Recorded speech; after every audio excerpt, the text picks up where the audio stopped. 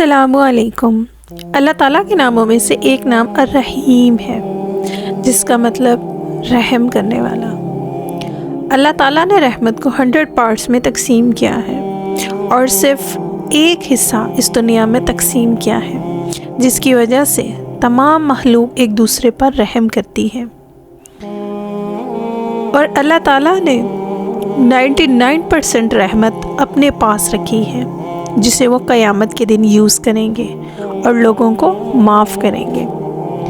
اللہ کی رحمت سے ہرگز مایوس نہ ہو، کیونکہ پوری کائنات میں اللہ سے زیادہ مہربان اور رحم کرنے والا کسی کو نہیں پائیں گے۔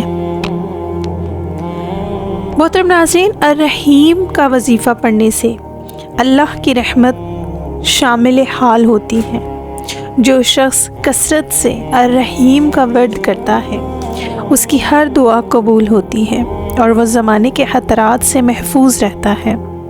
یا رحمانو یا رحیمو کا وظیفہ کرنے سے دل کی سختی ختم ہو جاتی ہے، خوف سے نجات مل جاتی ہے، اور جو مظلوم یہ وظیفہ پڑھ کر کسی ظالم کے پاس جائے، اللہ تعالیٰ اسے شر سے بچا کر بھلائی عطا فرمائے گا۔ سچی محبت کے لیے بھی اس کا عمل نہایت آزمودہ ہے۔